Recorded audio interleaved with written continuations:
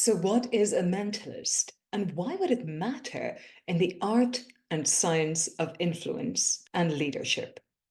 Our guest on this episode of the League of Visionaries podcast tells us more. Gilan Gork is a global authority on influential leadership and a mentalist.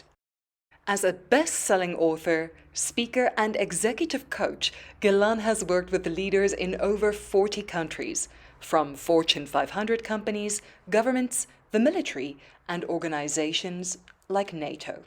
Gilan's unique background as an expert mentalist and his special ability to deconstruct influence into practical frameworks helps leaders to predictably elevate their impact and achieve success faster. Welcome to the League of Visionaries podcast, where we meet experts, entrepreneurs, and enthusiasts with a visionary message to share. This podcast is brought to you by Yazi Media Virtual Media House. Yazi Media is a proud media partner of the PSASA Convention 2024. We dedicate this second season of the podcast to the speakers and other visionaries behind this premier event for the speaking community. I'm your host, Marie Leroux, and this is the League of Visionaries podcast. Gilan Gork, welcome to the League of Visionaries podcast. We'd love to find out more about you, but first of all, what is a mentalist and how do you use that in your work with influencers and leaders? Thanks, Marie. Great to be here. And a mentalist is a really obscure background. A lot of people have only heard of the Mentalist because they've seen the TV show called The Mentalist. Have you watched any of those episodes? I have. I was glued to my screen. So I'm extra excited. I'm looking forward to your answer here, but I think I might be prejudiced. Am I right? Yeah, well, a lot of people love that, and of course that's a bunch of Hollywood, and his character was loosely based on someone like me, except in that storyline he pretended to have psychic powers, and then somebody hurt his family, and he started working for the FBI, and he used all kinds of psychological manipulation to be able to catch the bad guys. So his character is loosely based on someone like me, but the term mentalist, for people who maybe have never heard of the TV show or have never heard of a mentalist before, it really is actually just a marketing term. Like, there is no actual definition of what a mentalist is. Some people will be amazing at maths and they'll call themselves a mentalist. Some people will be brilliant at like memorizing things, people who meet like 400 people and they know exactly, like, remember all the names. They could call themselves a mentalist. So the general theme is that it's got something to do with the mind. And a lot of people, they are a mentalist starting off with entertainment, and that's where I started, and I'm happy to share more about that. But my passion and the theme around everything that I do, whether it's demonstrating these weird mentalist experiments, where I'm seemingly reading people's thoughts, telling them what they're thinking, predicting what they're going to do or say ahead of time. All of these things can seem like psychic or supernatural powers, but I'm the first person to say that there's nothing psychic or supernatural about me at all. There's actually quite an academic side, that ranging from using influence and persuasion and psychology and body language and a whole bunch of showmanship and a lot of psychological illusionary and manipulation. I use all the tools at my disposal to be able to not only entertain, but also to use these experiments to just impart some more meaningful messages around the work that I do, helping people to become more positive influencers as leaders and high performers. So, when somebody hears that someone's a mentalist, generally it'll fall into something with the mind. Generally people are doing things that seem like psychic powers, but like I mentioned, that's slightly different to the way that I use my skills. Well, it's very interesting and worth noting that there is method behind it. It's a little reminiscent of Sherlock Holmes, right? It is elementary. It's a matter of observation and having a system. So I'm really excited about our delving into how this applies to the world of leadership. It's a very competitive market for speakers, but it's one where there is such a hunger among leaders at the moment in a time where the landscape has changed completely. And when you reach a leadership position, it's not like you can reverse out of it. So leaders really are in need of help at the moment. But What brought you here must have been quite a journey of your own. What is the story behind your evolution into this role as an international expert who has been addressing massive organizations around the world, really influential organizations, with your message and with this demonstration of what a mentalist stroke can do to the world of leadership and influence? All right. Well, I mean, how far back do you want me to go? Let's begin at the beginning. All right. I was born at a very young age, and I was very close to my mother at the time. But jokes aside, no, I mean, I've been interested in doing these things literally since I was a kid, since I was 5 years old. And my mother always knew that I would be on stage, so she says. But I actually happened to meet mentalists when I was in high school, funnily enough, at a braai, of all things.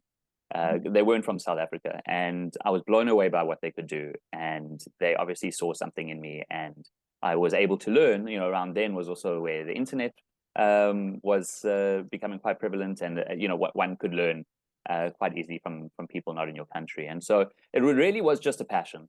And I used to go to restaurants, and I used to walk around to tables and just entertain people. And it started off with me just demonstrating these weird, interesting experiments. Fast forward, and I'm out of school. Nearly failed high school, by the way, because I was just obsessed with mentalism and a few other reasons where perhaps I just needed to mature a little bit. But I was then doing these shows full time. I was marketing myself as an entertainer, and I had people in business, both in sales and in leadership, come to me and say, like, how do we actually have a working application of what you do as a mentalist into what we do at work? Because you clearly have got this pretty unique and distinct perspective coming from this angle as a mentalist. And I started to realize that teaching and not just entertaining people, but actually equipping them was something that really resonated with me. And I come from a family of teachers. My mom and my sister were both teachers. So I, at the time, heard a line by John Maxwell, the leadership guru. If anyone does not know who he is, just research John C. Maxwell. He's one of the most published leadership gurus in our time. And he always said, leadership is influence, nothing more, nothing less. And I resonated with that. And I thought, well, how does that fit in with what I do as a mentalist? So I went to the States, and I became one of the founding members of his training, coaching, speaking team. And I just knew there was something there around leadership as influence. And I had to find ways to be able to take what I do as a mentalist, to be able to translate that into what it would mean for leadership. And I was in my early 20s, and God knows how I actually got these meetings with these executives, that I would sit in front of them and say, I'm going to teach you how to influence. You're going to lead better. You're going to sell better. And I had all of these claims of what I was going to teach them to do, but I had no influence in that space. They had probably 2 or 3 times the amount of business and life experience than me. And I was coming from entertainment, which it was just so far afield. And so it was a chicken and the egg scenario where I needed to actually develop new influence in that space. And at one point, I actually thought to myself, should I just go back to entertaining people with these demonstrations? But thankfully, I didn't. And I went back and I said to myself, I'm going to document exactly how I'm creating this influence. And I started to develop certain models of influence, certain formulae, frameworks. And clearly now, I've presented in over 40 countries with best-selling book, and worked with some amazing organizations like NATO and, Fortune 500 companies and governments. So, influence, and the reason why I'm so passionate about it, I always have been passionate about it, but right now I can even look back at my life and say that it has been the number one critical skill that has helped me to get from where I was as that young 20-something to where I am now, and still growing, obviously. I certainly have not arrived, as they say. So that is my story, and I suppose just the continued realization and strengthening of my resolve that in today's world, influence is really the most crucial skill that we can develop as leaders, as high performers, and certainly as speakers as well. Yes, yes, that is quite a journey, and something that's really ringing a bell for me is the idea of documenting this process. Documenting what we learn really becomes part of, and what we practice even more than that, right? It's the learning that could come from books, it could come from courses, it could come from listening to mentors, but it only really takes a life of its own when we start documenting and then creating something that is our own intellectual property. And I've got a sneaking suspicion this has worked its way into your offerings that are out there today, that you have been sharing with Fortune 500 companies. And if you see my eyes going like this, it's because on your website, I'm looking at the logos flashing by of all these prestigious companies. We see remarkable companies that you've had the opportunity to work with, or shall we say that have had the opportunity to work with you. We're talking about NATO, Alexander Forbes, AstraZeneca, Colgate-Palmolive, Investec, Johnson & Johnson, McKinsey and Company, Samsung, R&B. The list just goes on, locally and internationally. It's a really impressive set of clients to be working with. And seeing that actual influence in process is a really empowering thing for anybody who serves as a speaker or as a trainer. But talk to us about your book. How has that played into the work that you do, and how does it represent your philosophy? Right. Firstly, thanks for boosting my ego like that. I'm gonna get a copy of this and just cut that little bit out, and share it with my mother. I can keep So, reading. There are still many more. um, so my book was released in 2015, and interestingly, I've been working on my next book forever. I've probably written over 200,000 words, but because I'm growing and learning at such a rate, I just keep changing my my philosophies, and I'll explain what I mean by that in a moment. So, in terms of my my first book, so Persuasion Games is really around the mind games of influence, and just to understand broadly what actually happens in our minds. How do we influence? Now, there's lots of different books on this topic, and I refer to a lot of them, and I give a big recommended reading list as well. But really, what I wanted to do was to approach it just kind of lifting the veil a little bit on this industry of being a mentalist, and spilling the beans a little bit on a lot of people who present themselves as psychics and the likes, and how there's there's some brilliant parallels that draw from this world of psychics and the world of persuasion. And I see your title is, your subtitle is Will You Persuade or Be Persuaded? Yes, yes. So, that will you persuade or be persuaded is to say that we are always either persuading or being persuaded. And it's not always a bad thing to be persuaded, by the way. Sometimes we need to be the leader, sometimes we need to be the follower. As leaders, we also need to allow ourselves to be able to be influenced by our team. And so it's not necessarily to draw a hard line. It's not as Brene Brown calls it, victim or Viking. Some people think, well, I have to be the persuader or the person with influence, because if I'm not, then I'm a victim. And if I'm the one persuading and controlling, then I'm the Viking, I'm in control. And that's nonsense as well. So it's a little bit more, nuanced than that. So yes, look, in summary, the book just has a unique view into certain ways to look at persuasion that we find in my world that people may not have considered before. And so that came out quite a few years ago. But subsequent to that, what I've discovered working with my clients, and also in my own stories in my own life, is that we have the outer game of influence and the inner game of influence. The outer game being the words, the behaviors, the things that we do to be able to have a positive influence with other people.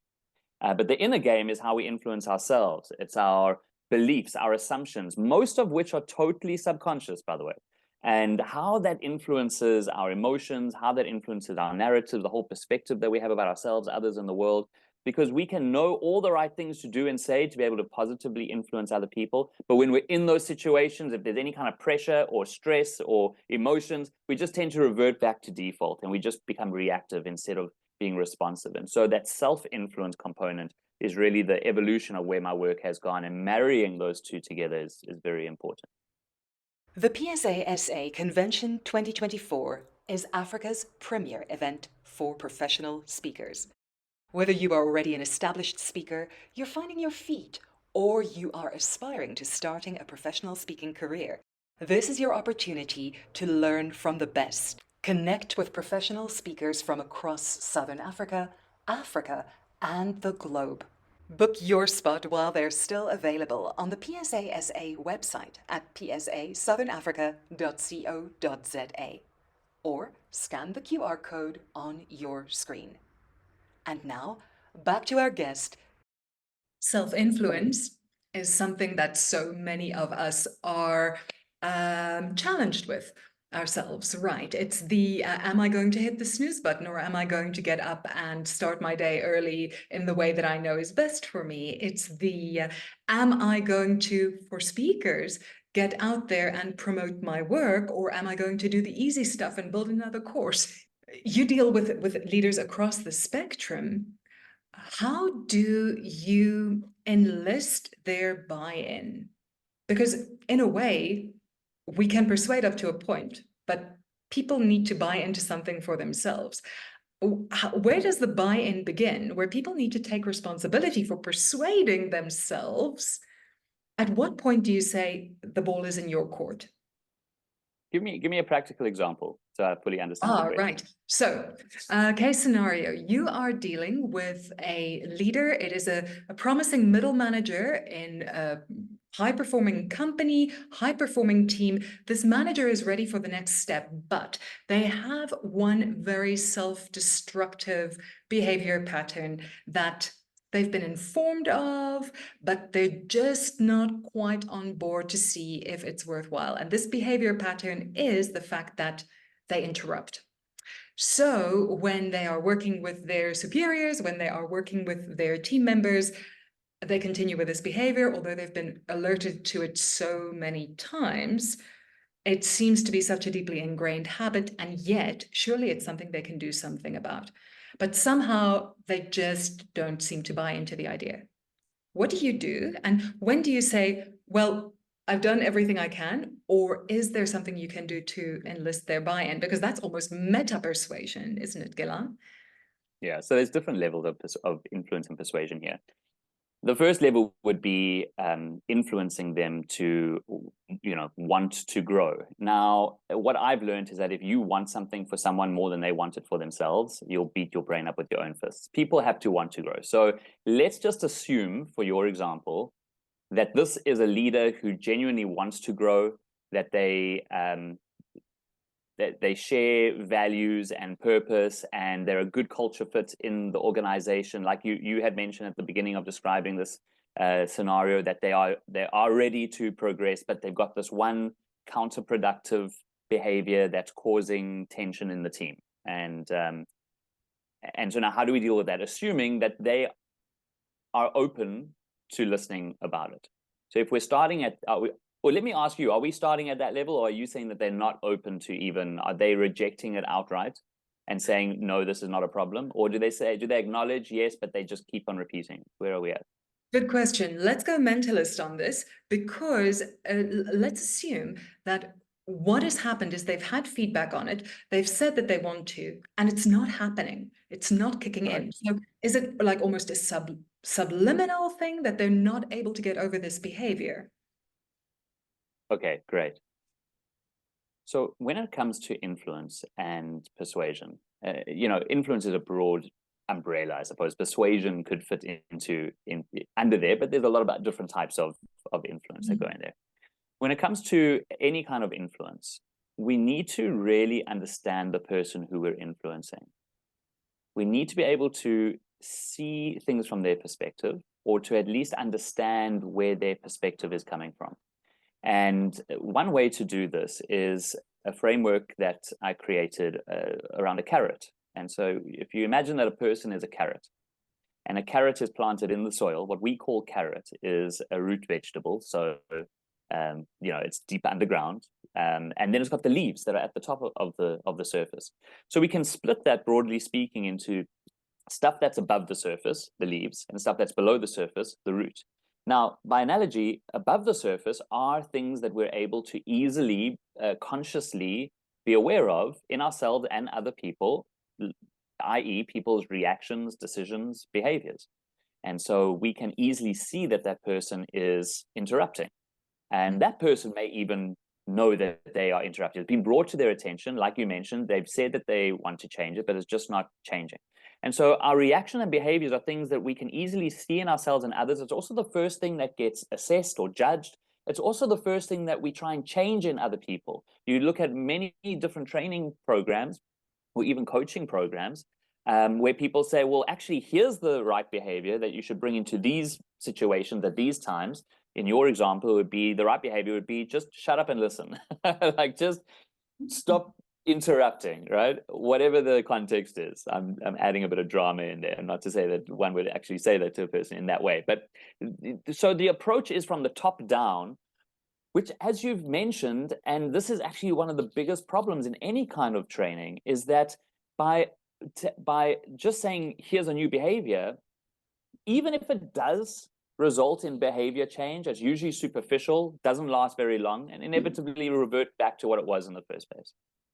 So what we need to look at is, what is the root cause of that behavior that's occurring all the time? So now we look at the bottom half, the under the surface stuff, which is where the carrot is, the root is.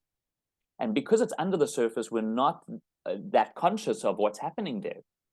I alluded to it earlier, where I said that a lot of our assumptions and beliefs are, we're not conscious of them. We don't even know that there's a belief there. It's just the truth that we know about ourselves and others and the way the world is and our place in the world.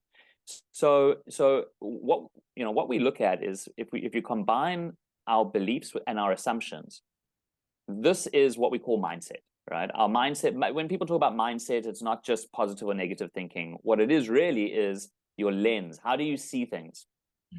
Which translates into the narrative. None of us walk around saying, what's my mindset today? Instead, we just walk around with our narratives about how we, other people, and situations that we find ourselves are, right? These are the stories we tell ourselves. And depending on how we see things in our narrative, it will evoke certain emotions. And it's our emotions that shape our behavior. So if that person is constantly interrupting, the first thing is to say, okay, hold on, there's an emotion that keeps compelling them. There's an influential emotion that they keep on interrupting, even if logically they know that this is a behavior that they want to change. So then the next question is, well, how are they seeing things? What are their beliefs and assumptions that are causing them to feel this way? Once we understand that, then what you really want to influence and to help that person to self-influence, for them to become aware of, to be able to shine a light of awareness on, what are those beliefs and assumptions? What are those narratives? How are you seeing things that's causing you to feel this way? And so this is where mindfulness starts to come in, and that's very important. So when it comes to self-influence, you can help somebody. You can be an influence on them by helping them to identify what the root cause of their behaviors are, and that's really how we create lasting, authentic, and enduring behavior change. That's a very fulfilling answer, Gilan. I appreciate that, because we very easily can get wrapped up in the leaves on the carrots, and what is below the surface and what is not visible really accounts for so much. And there is a bit of a shadow around the word persuasion. And you mentioned that, obviously, that's integral to your book. It's also something that you say is part of influence. And there is an awe that we have for being able to influence people, being able to persuade people. But we also include in that awe the risk of the idea that power corrupts, and absolute power corrupts absolutely, as the quote goes. How do we know how to use influence in a way that is beneficial? When do we turn it off? Do you see that there are ways to influence without influencing? Is there a way that's better to use it? Are there times when you're just going to say, I'm going to switch that off now? So even if we try to switch off influence, in every single human interaction, there's an exchange of influence. And so similar to that byline on my book, we are always influencing or being influenced. Well, there is always some exchange of influence. We will leave this conversation and there will be some exchange of influence. We will have influenced each other, and we'll leave with a certain amount of influence with each other. It's just going to happen whether we actually try to exert influence or not. There's lots of different facets that come together to make that. But to your question around the ethics of it, I mean, really, words like influence, persuasion, and even manipulation, these are words that when you hear it, you immediately imagine something bad. But if you had to see a parent manipulating their child to look both ways before crossing the road safely, how would you feel about that? Well, it's for survival, right? There's good in the reason behind it. Yes, absolutely. And so words like influence, manipulation, persuasion, they're just words. They're symbols. They are neutral in and of themselves, but they're like a surgeon's knife. It can be used for great good or for great evil. Depends upon the person who's using the tool. I mean, Nelson Mandela was very deliberate in how he was going to create influence. I mean, one well-known way that he did that was through sport, but there were many, many other ways that he would deliberately create influence with people. Even, you look back at when he was on Robben Island and how he would connect very deliberately with the guards and you can be deliberate about influence. And I think what you're asking is, what is the acid test that I'm not erring over into the line of that negative manipulation? And it's very, very simple. The acid test is the outcome that you're creating one where there is a winner and a loser, or where there are two winners? If there's a winner and a loser and you're trying to be the winner, probably you're trying to manipulate. Now, we can also persuade ourselves and tie our tongues in knots trying to persuade ourselves that what we're doing actually is right. And we do that as well, right? Self-deception is certainly something that we should be mindful of. But really, it really is as simple as, are you trying to be the winner? Is this helping the other person to win? And this is just basic kind of morals and ethics that we can apply. But the tools, the actual frameworks, the influence principles, the psychology, the actions taken can be identical. It's just the intention behind it. That's really insightful. Gilan, I am definitely going to hold on to this idea because there is the danger that we will go over to the dark side if we have too much power. And it really is worth knowing that so many times we see that the good guys are not equipped with the skills to exert influence. There are many, many great people in this world who are doing good work, and they do not have the tools to make their influence extend further.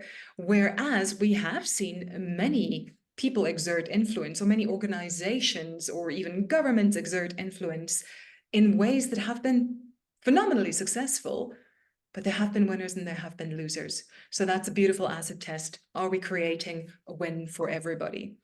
Then, Gilan, you say that you are working on some very exciting things.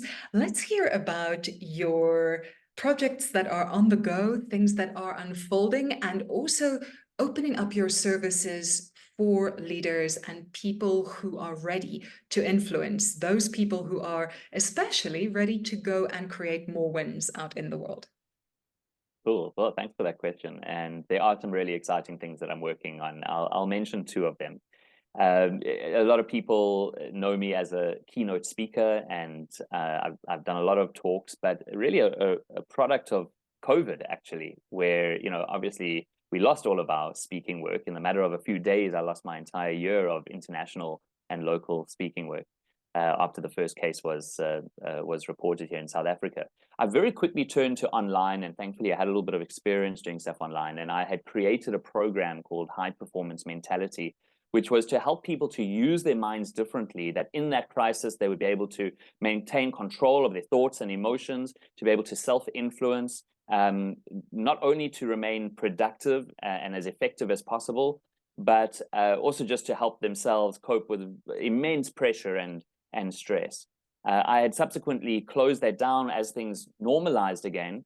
But in my work with leaders, and I work with Exco leadership teams, to take a journey with them, I'm now reincorporating that back in. I'll loop back around to that because there's something for individuals there as well. But the product of COVID was that by launching that program, I got great joy out of walking a journey with people instead of just doing a talk and then never seeing them again, and seeing people evolve over time. And so I committed to myself that coming out of it, I'm going to really focus on working with teams. And so on the corporate side, what I do primarily is working with senior leadership teams where I assess certain behaviors and mindsets, which are all linked around team cohesion. I believe that we're in the mindset economy now, where any company's biggest asset is mindset capital. And this is what I help leadership teams to create and to scale into their organization. So if somebody watching, if you're a leader in an organization and this resonates with you, then you're more than welcome to get in touch and we can chat about the change mindset assessment, which is what I use with leadership teams. But within that assessment, I've brought in certain elements from that original high performance mentality program that I launched in COVID, but I'm soon to launch a version that'll be available for individuals, because not everybody can afford to have a whole big program in their company. Most of my clients are large organizations like the banks and so on. And so a lot of people don't have access to that. So in a couple of months, I'll be launching available to everybody online to have a version of this program, which will help them primarily with self-influence in the context of positively influencing people at work. And so that's going to be something interesting coming up.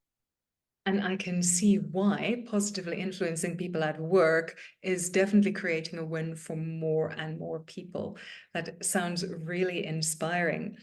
Gilan, your presentation at the PSASA Convention 2024 talks about the art and science of influence, and we've been hearing how that fits in, why that is such an important angle to really take, and why this mentalist approach gives us a little bit of extra pizzazz to that.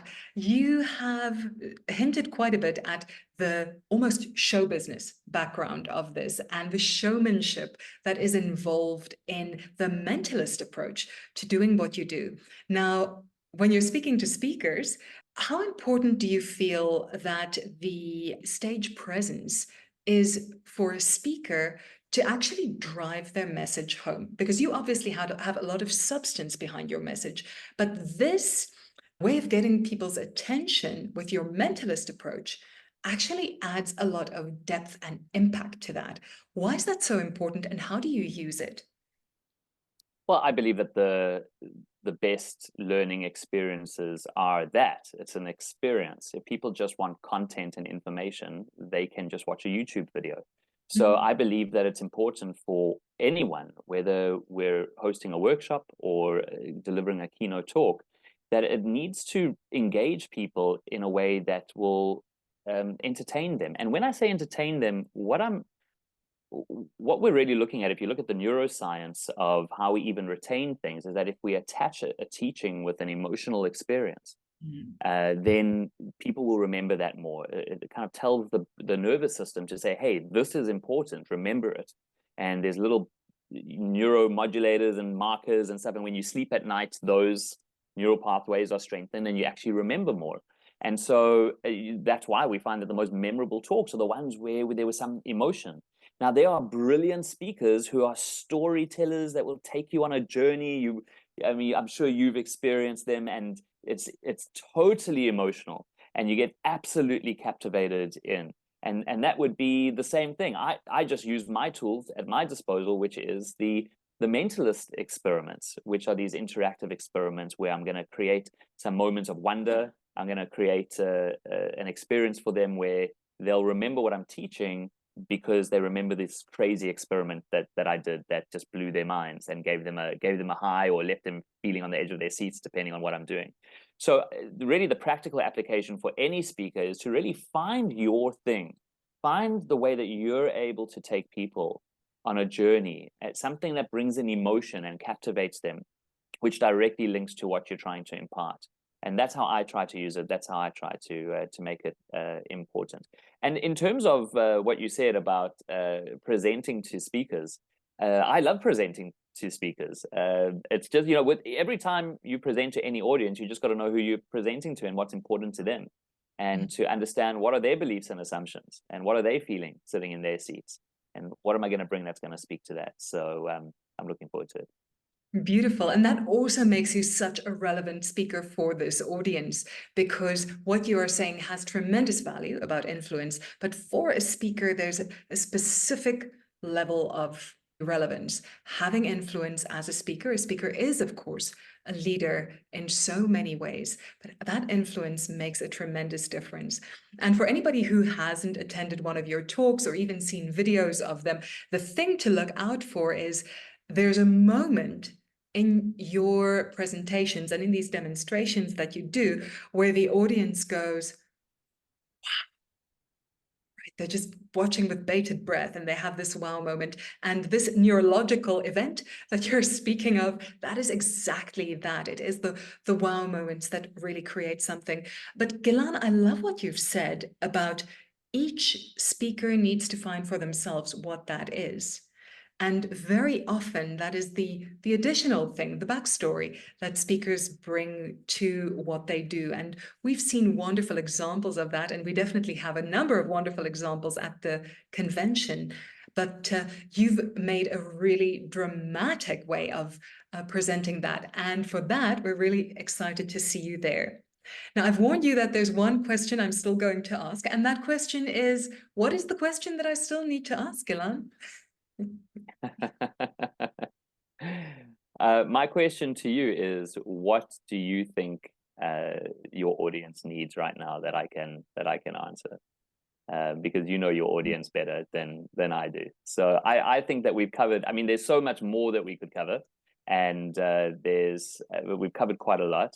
What do you think is the biggest challenge that your audience may be facing? And maybe that'll be the last question. I can actually give something practical for them. Outstanding, because the broader audience is really visionaries. But the visionaries in this season that we're specifically speaking to are speakers, and especially those speakers who have been thinking of taking the bigger step, the next step to committing to a professional speaking career, if they haven't gone that far yet. And if they are already professional speakers, to up the level of their game. And you're, of course, a great example of this, having had such extensive international experience. So I think what audience members are sitting on the edge of their seats going, I wish he'd answer this question. That question is, in terms of self-influence, as a speaker, how do I influence myself to step up onto being on a bigger stage? Wow, that is a significant question. And I guess it really depends on each person. Some people have imposter syndrome, and they're preventing themselves because they feel that if they're on a bigger stage and they open their mouths, everyone will, surely see that they don't belong there, that they're a frauds. So there's a lot of beliefs and assumptions that create those emotions and those narratives around imposter syndrome. That is a whole topic in itself, and is probably we don't have time for that right now. But what I will tell you is that my experience when I presented for NATO a few years ago, I remember out of nowhere, I mean, I thought that I was already doing really well. I thought, my presentations were tip top, and my slides and my stories and my timing and everything. I just really thought like I had a good thing going. I was being booked. I was getting good reviews. And then I got booked to present for NATO. So here I was the opening keynote speaker for a 3-day Stratcom conference, hundreds of people in the audience, ranging from politicians, people in private sector, academia, the media, the military. All of a sudden, Marie, I mean, I must have found a million ways to improve my talk. I redid my slide decks. I got a new intro video. I got my pacing. I redid my story. I sharpened everything up, and I just improved it so much. And I left wondering, why did I not do this before? Wow. What was it that all of a sudden, and suddenly there was all of these improvements? And so you could say maybe there was a little bit of complacency that got in there. You could say that maybe I didn't have enough kind of feedback loops because I was getting positive reinforcement about it. And so but it was just when you talk about people being visionaries, the reason why I chose to end with this is because the moment I got booked for that next level event, speaking on the world stage, my vision had to increase even of what I was capable of to be able to match it. And that was the catalyst that got me to up my game with everything. And I realized afterwards that I didn't need to wait. I shouldn't have waited until that arrived for me to up my game. In fact, normally in life, it's the other way around. You up your game and then the opportunities come. And I would say that any visionary, if I could speak to my younger self, I would have made those changes long ago. It would have made a huge difference. I think we have our wow moment. Hey? Wow. Yes. So, Gilan, that is a true challenge to visionaries, certainly to speakers. And the invitation there is, I think what you're saying is, what if you up your game before you have a reason to up your game? And upping your game is going to give you a reason. So you've got a beautiful chicken and egg going on there, that it's actually possible to up the level to where we can be. In the corporate world, people say, oh, when I get that position, when I'm promoted to that position of influence, of leadership, when I get that title on my business card, then I'll have influence and then I'll be able to lead. But they feel that they need to have that recognition, have that title in order to have that influence. And it's actually totally the other way around. You develop your influence, and it's because of your influence that you eventually get that leadership position. And it's the same with speakers as well. And what the story that I've just told really illustrated and reminded me of is that, and just bringing it back to influence, is that you got to create your influence first, and then everything else will come. It's not that you're waiting for that big opportunity. I was just really lucky that I developed to a degree where I got that gig that then obviously catalyzed my vision expanding. And so obviously now that lesson came from it. So develop your influence now and see what happens afterwards. I've definitely had my goosebumps moment for this episode. That is right on the money. Gilan, people who want to find out, how can they work with you? How can they book with you? How can they find out more about your upcoming program that is opening up to more elite leaders now? Where should they find you? So I would recommend two places. The first is my website, which is influenceinstitute.com. And you can follow me on Instagram and LinkedIn. That's where I'm active most. And you can just search for Gilan Gork. There's only one of me in the world, so you'll find me. Fantastic. And those links will be in the description, the show notes. Gilan Gork, thank you so very much for joining us on the League of Visionaries podcast. We can't wait to see you at the convention. The PSASA convention is happening in April. And I think there are a lot of things to catch up with you and discuss with you. And I think speakers will love to learn from you, learn with you, and expand their influence. Thank you so much for having me. I really enjoyed the discussion, and I look forward to being at the convention. You've been listening to the League of Visionaries podcast, brought to you by Yazzie Media Virtual Media House. Yazzie Media is a proud media partner to the PSASA Convention 2024. All the guests on this season of the podcast will be speaking at this premier event for speakers. Book your spot at the PSASA Convention 2024 on the PSASA website at www.psasouthernafrica.co.za.